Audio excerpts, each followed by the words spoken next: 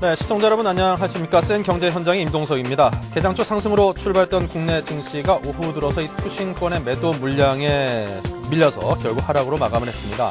자, 오늘 코스피 지수 16포인트가 내렸네요. 1006.54로 마감을 했고요.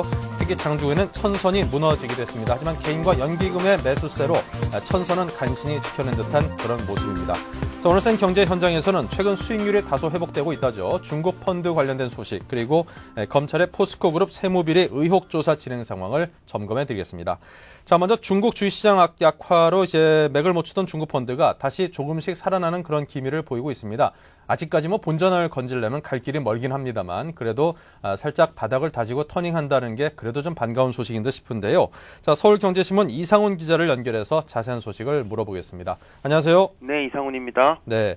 자, 이 중국 펀드 하면은 지난해 같은 경우에는 수익률이 막 100%를 넘기도 하고 그러면서 야, 이거 진짜 알짜 효자 종목들이었었는데 요즘에 수익률이 반토막이 나면서 우리 투자자들의 어떤 계력이 된 지 오래인 것 같습니다. 최근 중국 펀드 수익률이 다소나마 좀 회복되고 있다죠? 네, 그렇습니다. 이 주변에서도 사실 중국 펀드 가입했다가 반토막이 나서 힘들어하시는 투자자들 찾는 게 그렇게 어려운 일은 아닐 겁니다. 그런데 이제 최근에 중국 증시가 한 달 넘게 오르고 있다는 투자자들한테는 아주 반가운 소식입니다. 이 국내 펀드가 주로 투자하고 있는 홍콩 H 증시가요, 오늘도 오르면서 이 최근 열흘간 중에서 8일간이나 상승하는 모습을 보였습니다. 이 10월 말기 5천선에서 헤맸던 지수가 최근에는 7천선도 넘어선 것입니다. 이 최근에 9거래일 중 7거래일이 상승하는 모습이고요. 또 하나는 이 중국의 상하이 종합지수 역시 어제 4% 넘게 상승한 데 이어서 오늘도 2% 가까이 오르면서 결국 2천선 탈환에 성공을 했습니다. 이 지난 10월 하순을 바닥으로요, 최근 한 달 기간 동안 꾸준한 상승세를 나타내면서 이 글로벌 증시 가운데 이례적으로 견조한 모습을 보여줬습니다. 이에 따라서 국내에 설정된 중국 주식형 펀드 수익률도요, 최근 상승 일로에 있습니다. 어제를 기준으로요, 이 중국 본토 증시에 투자하는 이 PCA 드래곤 차이나 A시어라는 펀드가 있습니다. 이 최근 1개월간 수익률이 무려 27.22%를 기록하면서 이 3개월 수익률까지 플러스로 돌아놓은 놀라운 기세를 보여주고 있습니다. 여기에 또 위안화 강세에 따른 환율 이득까지 보는 이 삼성코덱스 차이나 H ETF죠, 상장 지수 펀드 20.50%라는 놀라운 월 수익률을 거뒀습니다. 여기에 또 순자산액만 2조 2천억 원에 달하면서 국내에서 규모가 가장 큰 중국 펀드인 이 봉주르 차이나 펀드 역시 월 수익률이 6.78%로 아주 탁월한 성적표를 거둔 모습입니다. 네. 자, 이렇게 수익률이 오르는 건 물론 좋은 일이긴 합니다. 하지만 전 세계적으로 경기 침체가 계속 진행이 되고 있는데 과연 중국만 앞으로도 이렇게 혼자서 좀 좋을 수 있을지 그것에 대해서는 솔직히 의구심이 좀 가거든요. 예, 자, 쉬운 일이 아닐 것 같은데요. 예, 그렇습니다. 이제 문제는 이 같은 상승세가 과연 언제까지 계속되느냐에 바로 있습니다.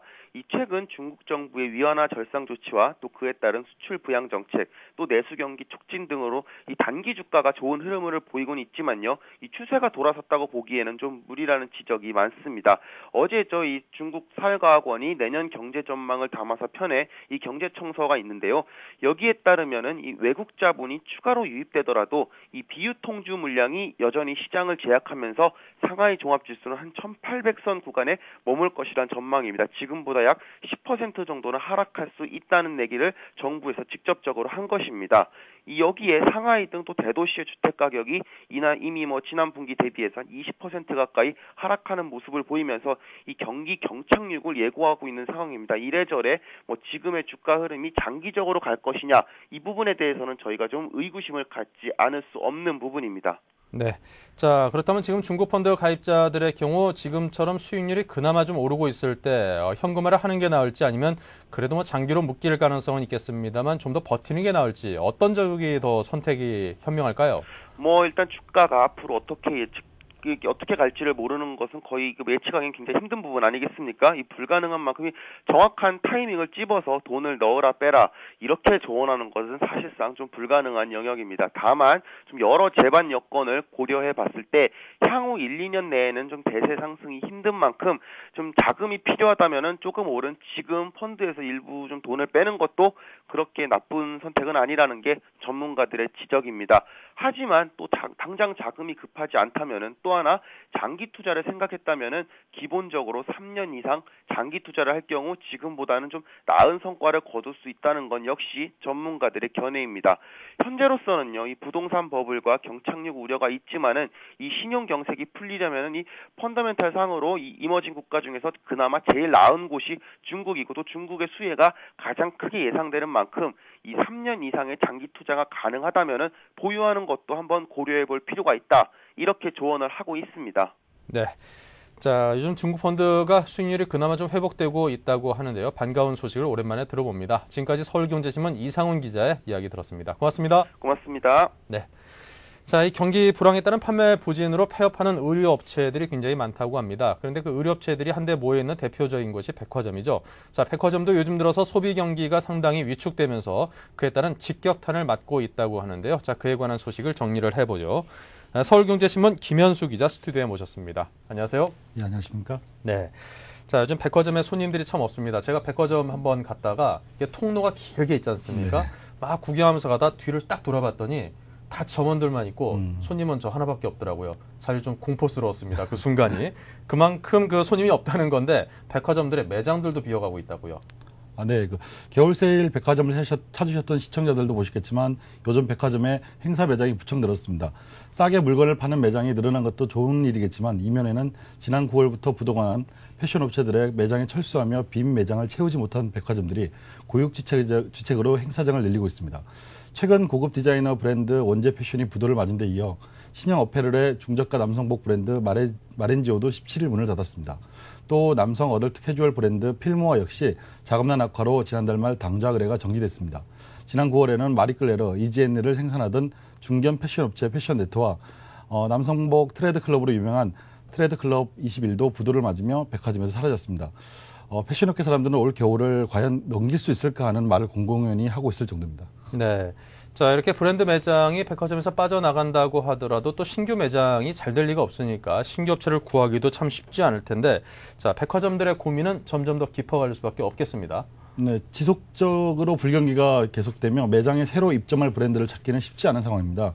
더욱이 신규 입점 업체를 찾는다 해도 기존 브랜드보다 인지도가 떨어져 매출 증대를 기대하기 힘들고요. 롯데, 현대, 신세계 등 주요 백화점들의 경우 지난 9월 이후 백화점 매장에서 철수하는 의류업체들이 늘어나고 있지만 백화점마다 대체 브랜드를 찾지 못해 기획 행사장으로 활용하고 있습니다. 백화점들은 일단 내년 2월 봄 상품 개편 때 신규 브랜드를 유치한다는 계획이지만 중소 패션 업체들은 경기 부진이 이어지고 있는 상황에서 비싼 입점 수수료를 내고 입점하기를 꺼리고 있습니다. 게다가 어렵게 새로 들어올 브랜드를 찾는다 해도 브랜드 인지도가 낮아 기존 브랜드들의 반발도 거세고 있습니다. 네. 자, 이 백화점도 가만히 앉아서 이제 브랜드를 유치하기엔 참 쉽지 않겠다 싶네요. 그렇다면 백화점 자체적으로 그 비어있는 매장을 채우고자 하는 노력을 해야 되지 않을까요? 네, 시청자들도 겨울 세일 때 보셨겠지만 백화점들은 현재 철수한 의류업체 매장을 행사장으로 활용하고 있습니다. 현재 백화점들은 부도가 나 철수한 매장을 내년 2월 봄 상품 개편에 신규 브랜드를 유치한다는 계획이지만 어떤 브랜드가 들어올지 결정을 못 내리고 있습니다. 네. 계절별 상품 개편 시즌에만 실시하던 매장 이동을 시즌 중에도 추진하고 있고 세일 기간 행사 매장이 많다는 점을 봄 상품 개편에 앞서 매장을 정리하는 셈이죠. 그 행사 매장 이후에 2월 봄 상품 개편 이후에도 신규 브랜드 입점이 어려울 경우에는 편집 매장을 확대한다거나 인접 매장을 확대해서 빈 매장을 메울 계획입니다. 하지만 편집 매장의 경우도 1년 이상의 준비가 필요하고 매장 확대도 기존 브랜드의 동의가 필요한 만큼 만만치는 않은 상황입니다. 네. 이 고급 백화점만큼은 아무리 소비 경기가 좋지 않아도 불황을 타지 않는다. 이런 말이 옛말이 있었는데 정말 옛말이 된 것 같습니다. 예. 지난달 28일부터 시작된 백화점의 겨울 세일 첫 주말 실적은 작년보다 10에서 20% 늘어났습니다. 불경기에도 백화점만 장사가 잘 된다는 말이 나올 정도인데요. 하지만 세일 초반 실적이 예상보다 높게 나왔다고 백화점 입장에서 마냥 반길 수만은 없는 상황입니다. 세일 기간 백화점을 찾는 고객들이 재고 상품 처리를 위한 땡처리 매장에만 몰릴 뿐 정상 세일에 들어간 백화점 매장은 예년보다 한산했기 때문입니다. 실제 지난 주말 롯데백화점 본관 1층을 가봤는데요. 2만 원대의 구두, 가방을 파는 특가 세일 중은 판매되면 고객이 무척 끌릴 뿐 정상 매장에는 고객들이 없었습니다. 네. 매출을 늘리기 위해 백화점들은 크리스마스 행사도 예년보다 일주일 앞당겨 실시하고 있습니다. 주요 백화점들은 지난 5일부터 크리스마스 케이크 예약 판매를 비롯해 크리스마스 선물 이벤트를 열고 있는데요. 불경기지만 그나마 소비가 늘어나는 연말 연시를 잡기 위해 바쁘게 움직이고 있는 모습입니다. 네. 자, 우리 경기가 이렇게 좋지 않은데 이제 김현수 기자는 요 최근까지 수개월 동안 또 중국에서 이게 일을 하다 오셨는데 예. 중국 같은 경우도 소비 경기가 이 정도로 우리와 마찬가지로 위축돼 있습니까? 중국의 그 최근의 베이징에 예. 그 택시보다는 예. 헤이처라고 하는 불법 택시들이 더 늘어나고 있습니다. 택시 기사들이 우리처럼 이렇게 그 산학금은 아니지만 그 어느 정도의 그 일정액을 벌어줘야 되는데 택시에 예. 못 벌어주다 보니까 불법 택시들이 늘어나고 있습니다. 그 불법 택시에 의한 사고도 많이 있고요. 예, 그 정도로 지금 중국 경기도 역시 뭐 전 세계 경기를 타지 않는 그 예외인 곳은 아무것도 없는 것 같습니다. 저는 김현수 기자를 모시고요. 요즘 들어서 그 고급 백화점들마저 불황의 직격탄을 비껴나지 못하고 있다는 소식을 자세히 정리해서 들어봤습니다. 고맙습니다. 감사합니다. 네, 이주성 전 국세청장과 그리고 포스코 그룹 사이의 세무비리 의혹을 포착한 검찰이 대구지방국세청을 압수수색해서 확보한 자료를 분석하고 있다고 합니다. 자, 자세한 소식을 들어보겠습니다. 서울경제신문 김홍길 기자입니다. 안녕하세요. 안녕하세요. 네, 자, 지금 현재 검찰 수사가 어느 정도까지 진행이 되고 있습니까? 네, 이주성 국세청장의 비리 행각이 이번에는 포스코를 덮치고 있습니다. 이 전 청장의 비리 의혹을 수사해온 서울 서부지검은 지난 2005년 포스코가 대구지방국세청으로부터 세무조사를 받을 당시 국세청 고위층을 상대로 로비를 펼쳤다는 단서를 포착, 어제 대구지방국세청을 압수수색했습니다. 대구지방국세청은 2005년 포스코의 정기 세무조사를 나간 뒤 탈세 혐의로 1,700억 원가량을 추징해서 했으나 고발 조치는 하지 않은 것으로 전해졌습니다. 검찰은 이 과정에서 포스코가 국세청 및 대구지방국세청 고위직 인사를 상대로 무마 로비를 했다는 첩보를 입수, 이를 확인 중입니다. 당시 국세청장은 이주성 씨였는데요. 이 전 청장은 지난 2005년 프라임그룹이 대우건설을 인수할 수 있도록 도와주겠다며 19억 원의 아파트를 받는 등 구속돼 충격을 준 인물입니다. 네. 자, 그렇다면은 이제 의혹의 핵심은 이전 국세청장과 포스코 사이의 세무조사를 무마하기 위한 지극히 부적절한 거래가 있었는지 그 여부가 되겠군요. 네네. 검찰은 포스코의 로비 자금이 이 전 청장의 차명 계좌에 녹아 있을 가능성을 완전히 배제하지 않는 분위기인 것으로 알려졌습니다. 하지만 검찰 관계자는 일부 의혹을 확인하기 위한 차원에서 형식적으로 국세청에 영장을 제시해 자료를 받았을 뿐 자료를 검토해봐야 본격 수사 여부를 결정할 수 있다며 신중한 반응을 보이고 있습니다. 검찰은 특히 포스코의 표적 사정설과 관련 특정 기업을 표적으로 한 것은 절대 아니라고 일축하고 있습니다. 검찰은 이 전 총장이 프라임그룹 이외에 다른 기업들로부터 세무조사 때 편의를 봐달라는 촉탁과 함께 금품을 수수했다는 의혹을 수사해 왔습니다. 네. 자, 일부 언론에서는 검찰이 포스코 이구택 회장의 자택을 또 그 압수수색 벌였다는 보도도 있고 그랬는데요. 포스코는 이를 부인하기도 하는 등 작전에 또 소동이 있었던 걸로 알고 있습니다. 어떤 게 맞는 말입니까? 네네. 일부 언론에 검찰이 포스코 본사와 이구택 회장의 자택에 대해 압수수색을 벌였다는 보도가 나갔지만 검찰은 이 회장 자택과 포스코에 대해 압수수색을 하지 않았다며 공식 부인했습니다. 검찰은 포스코에 대한 압수수색 영장을 법원으로부터 이미 발부받아놓은 상황인지에 대해서도 전혀 확인해주지 않고 있습니다. 이 같은 이유는 수사 계획이 노출될 것을 우려한 검찰의 좀 조심스러운 행보로 해석됩니다. 네. 자, 지금까지 서울경제신문 김홍길 기자와 함께 포스코 관련된 소식을 들어봤습니다. 오늘 도움 말씀 고맙습니다. 네네, 감사합니다. 네, 이어서 오늘의 경제 지표를 살펴드리겠습니다.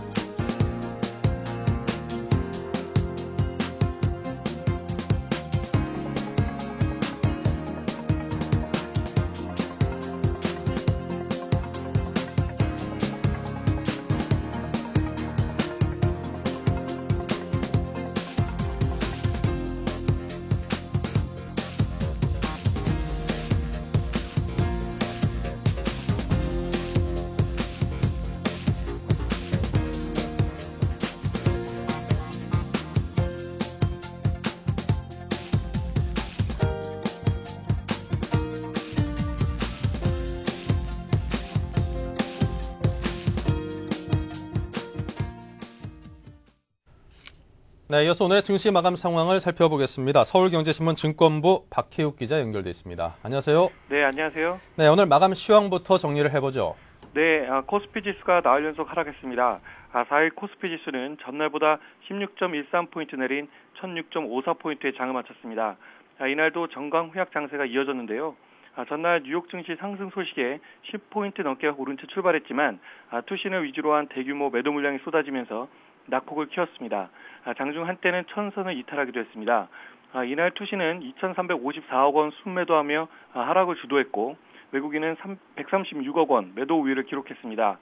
개인이 1,596억 원 저가 매수에 나서며 나흘 연속 순매수를 기록했고 연기금도 871억 원 순매수했습니다. 네.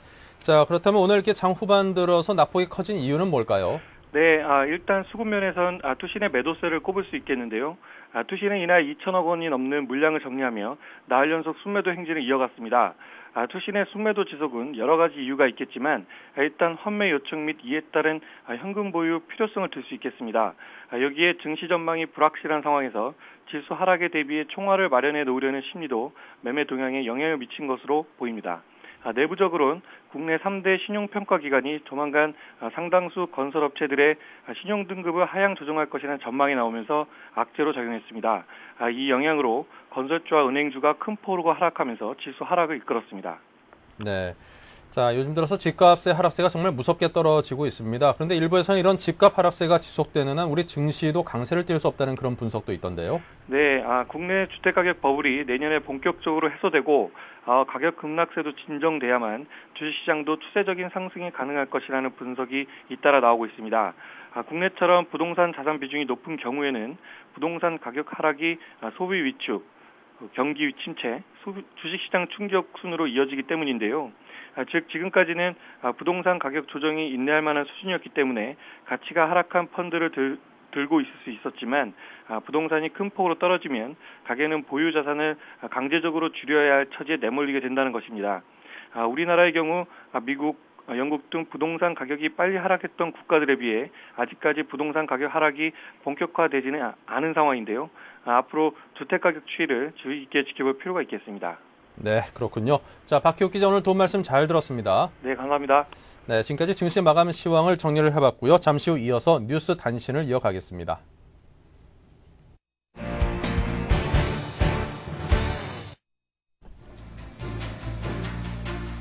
네, 오늘의 주요 뉴스입니다. 국내 기업이 매출은 증가했지만 수익성은 급감한 것으로 나타났습니다. 지난 3분기 상장 등록법인은 전분기보다 매출이 3.8% 늘었지만 영업이익률은 1.7%포인트 하락했습니다. 경기 침체로 IT 제품 수출이 30% 이상 감소했습니다. 11월 IT 제품 수출은 86억 4천만 달러로 지난해보다 32.3% 감소했습니다. 휴대전화는 25.4%가 줄고 반도체는 44%나 급감했습니다. 중소기업 수출 자금에 대한 신용보증기금과 기술보증기금의 보증 비율이 100%로 확대됩니다. 기업당 보증 한도도 30억에서 100억 원으로 늘어납니다. 정부가 2017년까지 전국 53곳에 농어촌용 뉴타운을 조성할 계획입니다. 농림수산식품부는 올해 말까지 시범사업단지 5곳을 선정해 1,148억 원의 예산을 투입키로 했습니다. 네, 잠시 후 이어서 증시 전략센터를 이어가겠습니다.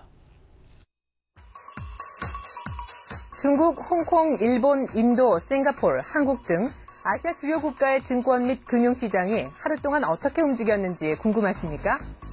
아시아 비즈니스 투나잇에서 확인하십시오.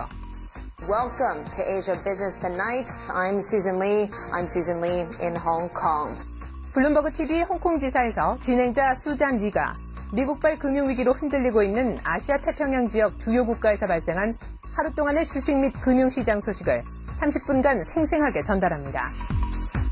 아시아 비즈니스 투나잇의 첫 자막 방송 시간은 매주 월요일부터 금요일 밤 11시입니다. 유럽까지 번진 세계 경제 위기 상황까지 세계 경제 전체를 30분 내 한꺼번에 브리핑 받을 수 있는 아시아 비즈니스 투나잇. 서울경제TV에서만 자막 방송으로 보실 수 있습니다. 서울경제TV. 지금까지 국내 경제 뉴스 줬는데 급급해 국제 흐름에는 밟지 못하셨다고요? 이제 걱정하지 마십시오. 세계적인 금융 및 비즈니스 정보 채널인 블룸버그 TV를 국내에 독점 방영하는 서울경제TV가 있으니까요.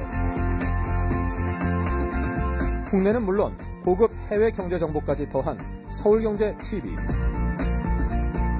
Bloomberg Television.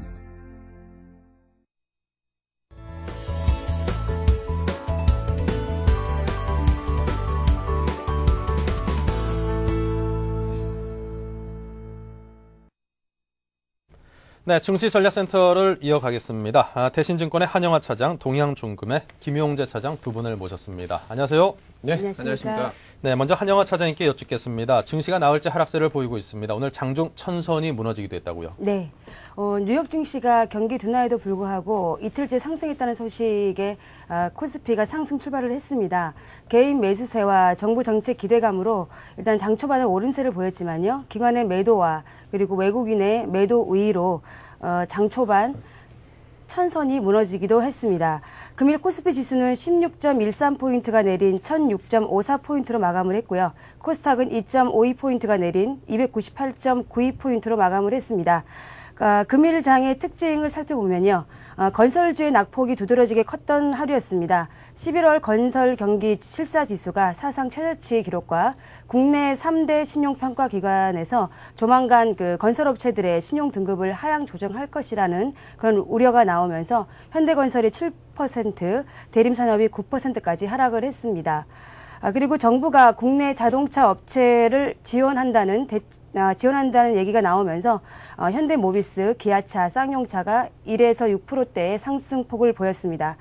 그리고 마지막으로는 루머인데요. 삼성그룹 펀드가 대량 환매될 것이라는 루머가 돌면서 삼성전자는 2%대, 삼성전기는 4%대, 그리고 삼성엔지니어는 좀 더 빠진 12%대 낙폭을 보이는 등 삼성그룹 관련주가 일제히 약세를 보이는 하루였습니다.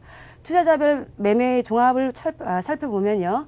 개인이 1,500억 순매수, 외국인이 136억 순매도, 기관이 1,300억 순매도, 프로그램이 800억 순매수를 보였습니다. 네. 자, 이렇게 해서 한영아 차장님의 오늘 장에 대한 정리를 들어봤고요. 계속해서 김용재 차장께서 오늘 장을 어떻게 보시는지 오늘 장에 대한 분석과 시각을 듣고 싶습니다. 네, 앞서 다 말씀을 해주신 것 같은데요. 그래도 저도 특징적인 걸 몇 가지 말씀드리면, 자, 갭 상승을 했음에도 불구하고 오히려 그 갭을 다 메우고 나서 전일 저점보다도 더 하락 마감을 했습니다. 그러니까 결과론적으로 1000포인트를 지키긴 했지만 장중 1000포인트 하회를 한번 했다는 거에 대해서 상당히 다시 한번 불안감을 주기에도 충분한 오늘 하루 장세였고요. 그 다음에 자, 사흘째 지금 투신권의 매도가 지속되고 있습니다. 특히 오늘 같은 경우에는 2,500억 원이 넘는 그런 투신권에서의 매도가 장을 상당히 좀 짓눌렀는데요.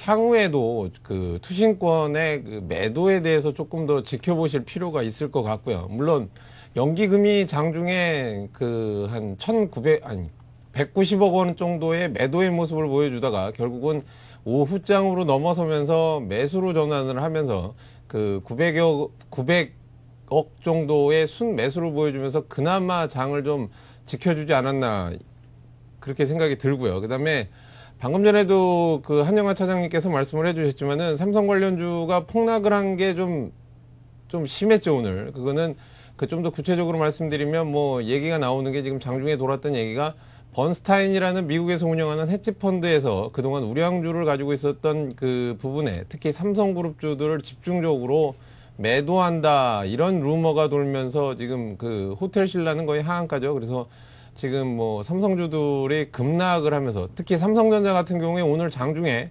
제대로 된 반등이나 상승을 한 번도 해보지 못하고 지속적으로 종가까지 밀리는 모습을 보여줬기 때문에 그 부분이 좀 참으로 우려스럽다고 좀 말씀을 드릴 수가 있겠습니다. 네, 이 삼성 관련주 어떤 폭락 부분이 상당히 앞으로 시장의 키포인트가 될 것 같습니다.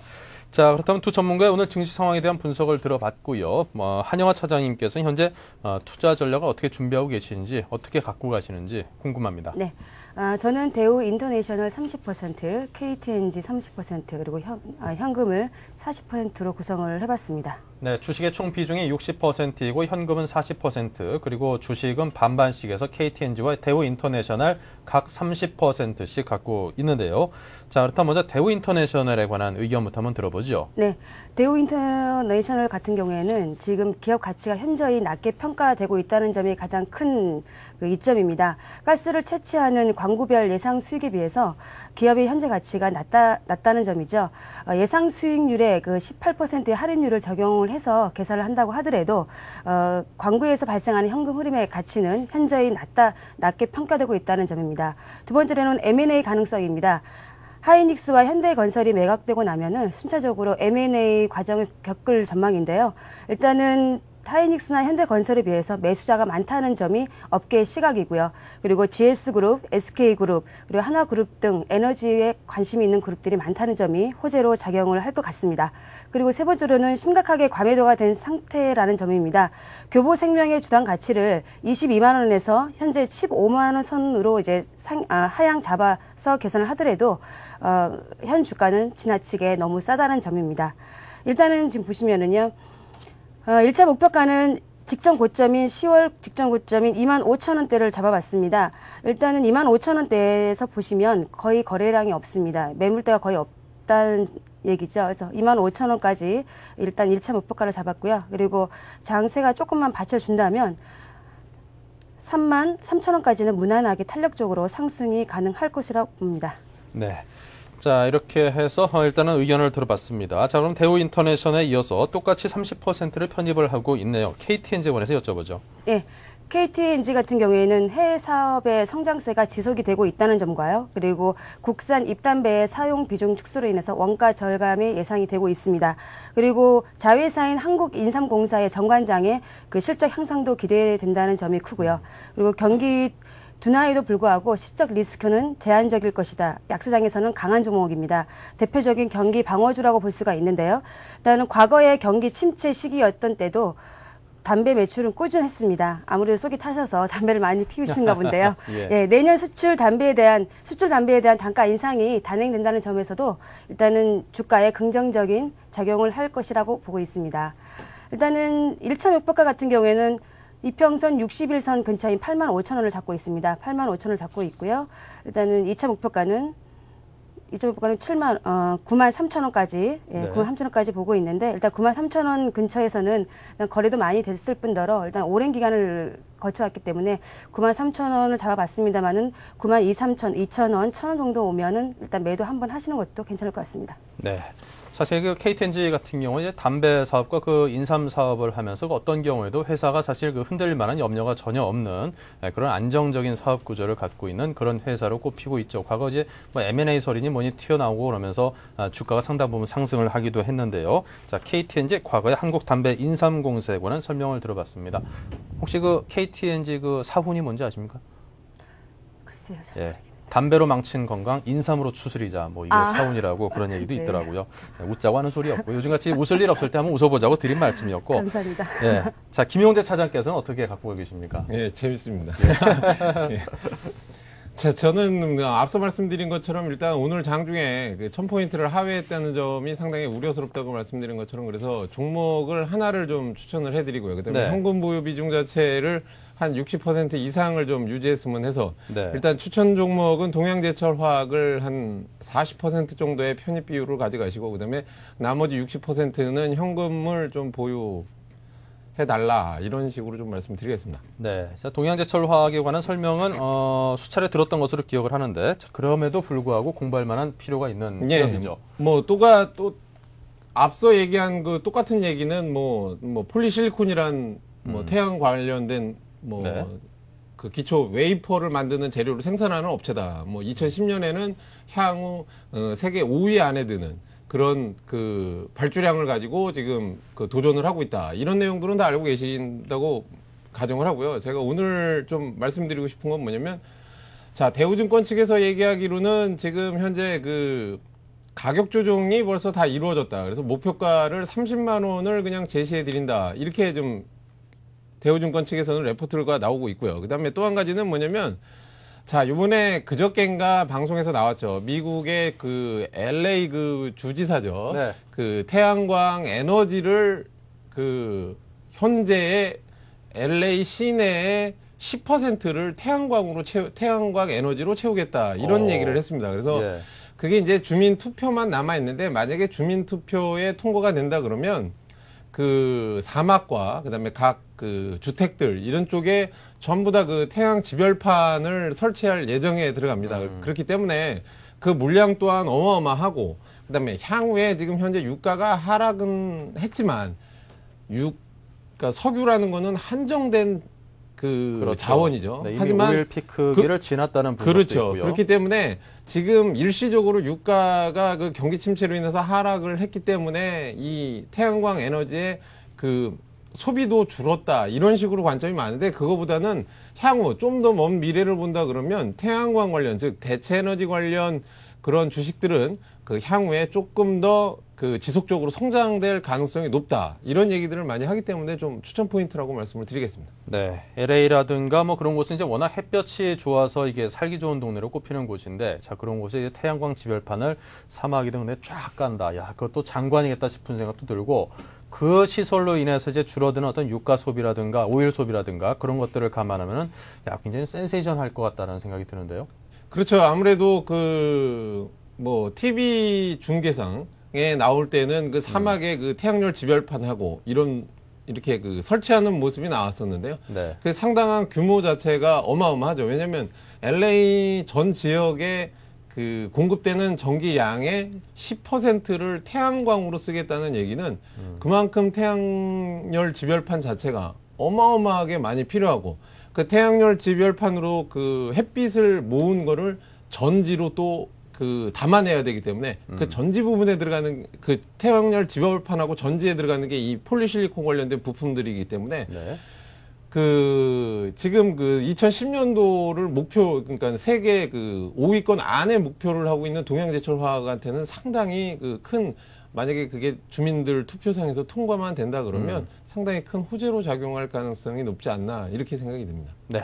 자, 이 폴리실리콘을 그 만드는 과정을 이렇게 보니까 그 동그란 그 원통 기둥 형태로 이렇게 쫙 해서 이렇게 만들어서 이렇게 막 올라가더라고요. 그거를 원통 기둥을 만든 거를 이렇게 촥촥촥 자르면은 그거 한 장 한 장이 웨이퍼가 되는 거죠. 납작한. 그렇죠. CD 같이. 그러니까는 그 웨이퍼 사실은 폴리실리콘이라는 게 이제 웨이퍼를 만드는 재료지 않습니까? 재료죠. 그러니까 예. 이게 반도체용 웨이퍼하고 이렇게 지별판에 들어가는 이 그 태양광 웨이퍼가 있는데 지금 그 사실은 삼성에서도 그러니까는 이 폴리실리콘 사업을 진출하려고 하는데 동양제철화학이 너무나 먼저 선두로 나가 있고요. 그다음에 KCC라는 회사하고 현대중공업이라는 회사가 합자 회사로 지금 폴리실리콘을 생산을 또 들어간 상태로 그렇기 때문에 삼성에서도 사실은 그거를 후발주자로 들어간다 그러는데 조금 좀 진입장벽이 워낙 동양제철화학이라는 게 먼저 선점을 해서 지금 그 세계적인 기업들하고 그 계약을 맺고 있기 때문에 그런 부분에서는 또 삼성에서는 좀 힘들지 않을까 또 그런 생각도 듭니다. 네.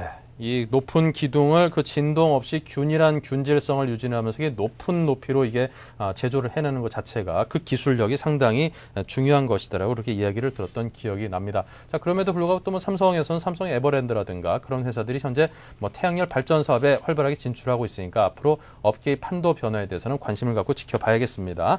자, 그렇다면 김용재 차장께서는 내일 증시에 관해서 어떤 전망을 갖고 계시는지요? 자, 내일도 마찬가지입니다. 오늘 밤에 어떻게 보면 미국이 상당히 중요한 자리인데요. 8,000포인트라는 어떤 그 지지력 테스트를 지금 미국도 계속 하고 있는 상황입니다. 마찬가지로 우리나라 증시도 내일은 1,000포인트를 다시 한번 그 지지 테스트를 할 가능성이 상당히 높은 자리다. 이렇게 말씀을 드리겠습니다. 그리고 자, 오늘 밤에 미국이 저희가 장이 끝나고 방송을 하기 전까지는 나스닥 선물과 S&P 선물 자체가 상당히 많이 하락을 하고 있기 때문에 오늘 만약에 미국의 조정이 보인다 그러면 당연히 우리나라가 내일 좀 조정의 모습을 보여주겠는데요. 한 가지 또 중요한 거는 제가 앞서 말씀드린 것처럼 내일 장세 또한 그 투신권의 매수 매도, 즉 사흘째 매도세를 보여주면서 그 상당히 그 장세를 억눌렀던 투신권이 계속 지속적으로 매도를 할지 아니면 좀 매수를 할지를 좀 지켜보면서 장에 좀 대응을 하셔야 되겠고요. 그다음에 요즘은 자, 중국이 전일 같은 경우에도 올랐고 오늘도 상당히 장중에는 4% 넘게 오르다 2% 넘는 상승률로 마감을 했습니다.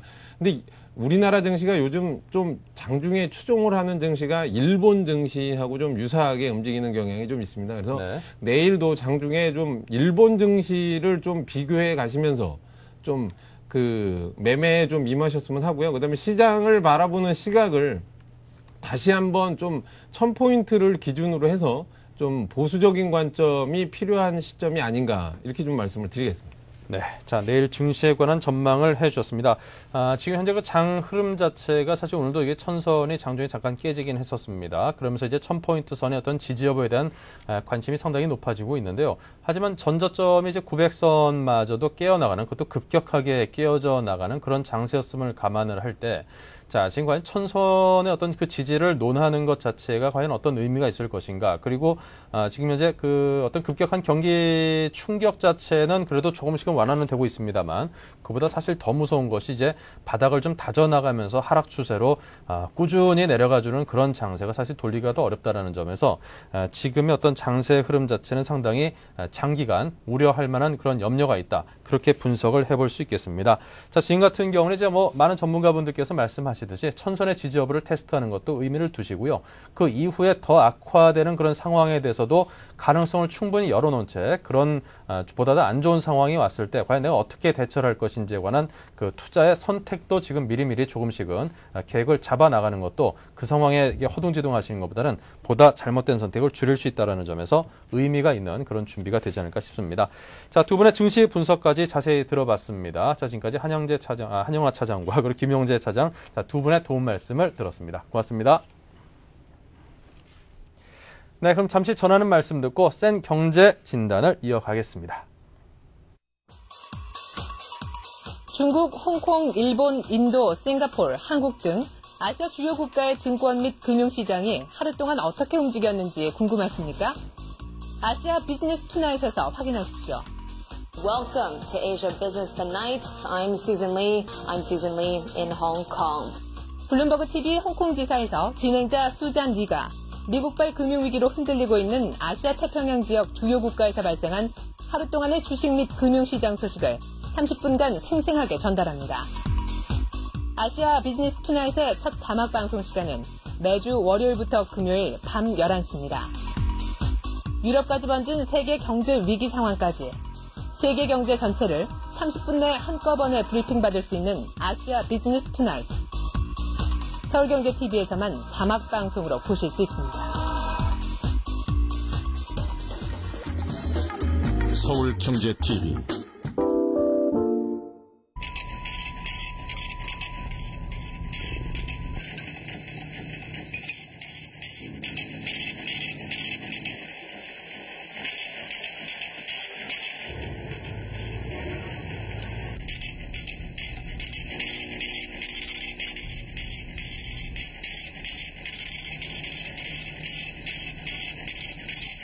에너지는 당신의 현금입니다. 공익광고협의회. 지금까지 국내 경제 뉴스 줬는데 급급해 국제 흐름에는 밟지 못하셨다고요? 이제 걱정하지 마십시오. 세계적인 금융 및 비즈니스 정보 채널인 블룸버그 TV를 국내에 독점 방영하는 서울경제TV가 있으니까요. 국내는 물론 고급 해외 경제 정보까지 더한 서울경제TV. Bloomberg Television.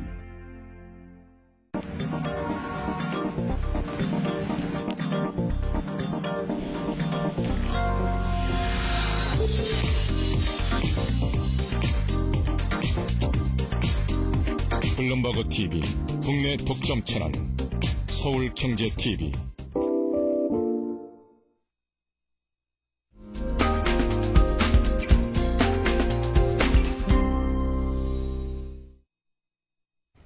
네, 이번 순서는 전문가와 함께 시장 상황을 종합적으로 분석해보는 센 경제 진단 시간입니다. 서울경제신문의 김희중 논설위원님을 모셨습니다.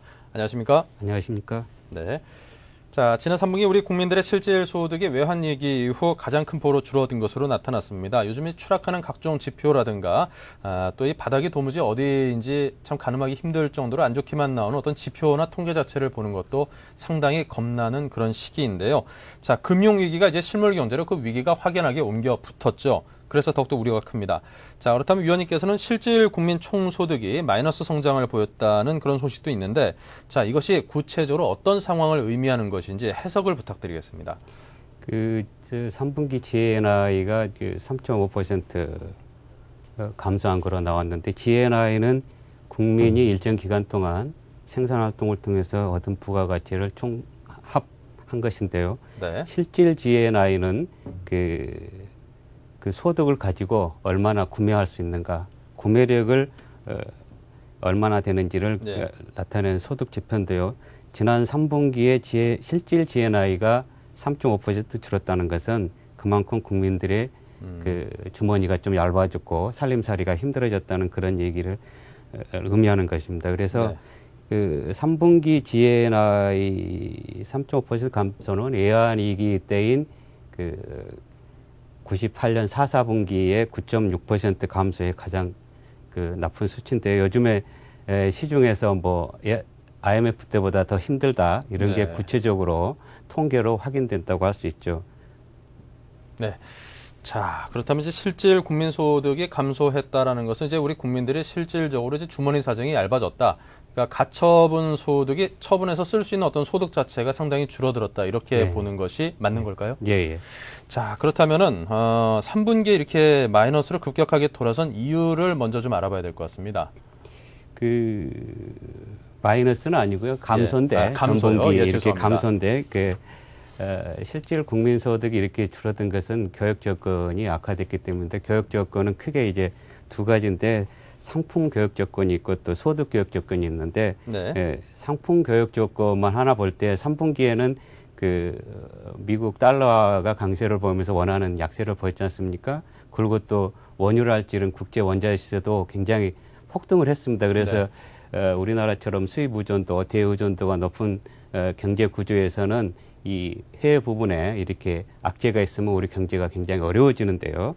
그래서 그런 교육 조건이 악화돼서 국민들의 그 소득 수준이 많이 안 좋아졌는데 그러다 보니까 이 실질 무역 손실도 굉장히 많이 늘어났습니다. 그래서 3분기에 그 실질 무역 손실 규모가 33조 4천억 원으로 분기 기준으로는 이게 사상 최대 기록입니다. 그래서 한마디로 그 우리나라가 대개혁을 통해서 그 나라 안으로 들어오는 돈보다 또 나라 밖으로 빠져나가는 돈이 이만큼 많이 늘었다는 겁니다. 그러다 보니까 시중에는 돈도 적게 돌고 그러다 보니까 국민들도 씀씀이가 줄는다든지 또 주머니 사정이 얇아가지고 힘들어진 거죠. 한마디로 생활이. 네.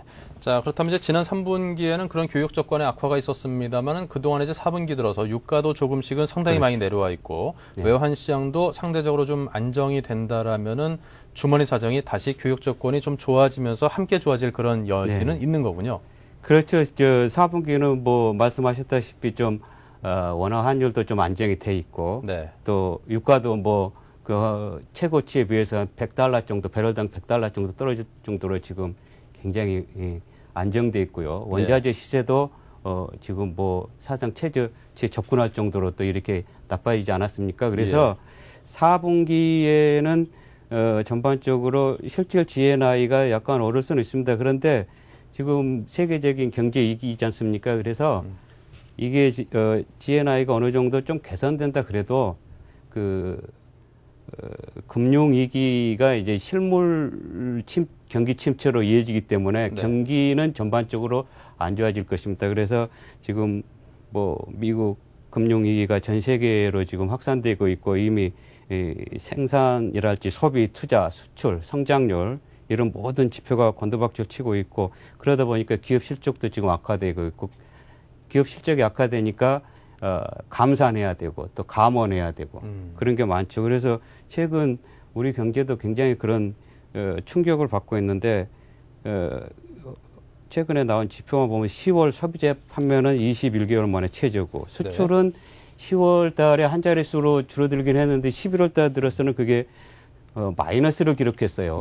증가율을 기록하던 것이 11월 들어서 마이너스인데 두 자릿수나 기록했습니다. 그래서 무역 수지랄지 이런 전반적인 경제 환경은 굉장히 안 좋아졌다고 보고 있고 또 이게 내년에도 아마 계속 될 겁니다. 근데 이제 환율이 고환율이 되다 보니까 그러니까 어떻게 보면 원화 가치가 이제 싸진 거죠. 그러다 보니까 무역의 수지 이런 것은 조금 개선이 되고 있습니다. 그래서 경상수지는 조금 좋아지고 있는데 우리가 상품 교역에서 벌어들이는 적자는 굉장히 큽니다. 그래서 우리나라처럼 그 수출 의존도가 한 65% 이상 되는 경제가 대의존적 경제다 보니까 성장률은 굉장히 떨어지고 있습니다. 그래서 분기별 성장률을 보면 1분기 5.8%, 2분기 4.8%, 3분기 3.8%, 그 석 달마다 경제 성장률이 1%씩 1%포인트씩 떨어지고 있습니다. 그래서 4분기에는 지금 뭐 3%를 달성할 수 있을까? 그러니까 분기마다 1% 떨어지니까 4분기는 뭐 이런 추세라고 뭐 2%대로 떨어지지 않을까? 그래서 내년에는 일부 경제 연구소들이 뭐 마이너스까지 떨어질 거다, 감속 성장을 할 거다, 그런 걱정 좀 많이 있습니다. 네. 자, 내년에도 어쨌거나 경제 상황이 별반 나아질 것이 없는 정도가 아니라 오히려 더 낙화될 수 있는 가능성이 크다라는 그런 시각이 많은 듯합니다. 자, 그렇다면 이제 염려가 되는 게 내년 상반기 이런 경제 침체 정도라면 얼마든지 감내를 할 수 있을 텐데 지금 돌아가는 분위기로 봤을 때는 이것이 장기 침체, 뭐 일본이 잃어버린 10년이라고 하는데 네. 우리라고 그런 일이 없으리라는 보장이 지금 전혀 없는 그런 상황이라는 게 사실 더 큰 두려움 아니겠습니까? 뭐 이게 지금 전대미문의 이게 경제 쇼크가 오다 보니까 아무도 이거 사실 예측할 수는 없습니다. 그래서 일부에서는 긍정적으로 보는 견해들은 뭐 내년 상반기가 이제 바닥이고 고비다. 그 다음에 이제 그 뒤부터 이제 바닥을 치고 올라갈 거다. 또 일부에서는 뭐 비관적으로 보는 사람들은 10년 갈 거다. 뭐 일본처럼 10년 갈 거다. 그래서 그 어떤 유동성 함정이랄지 굉장히 큰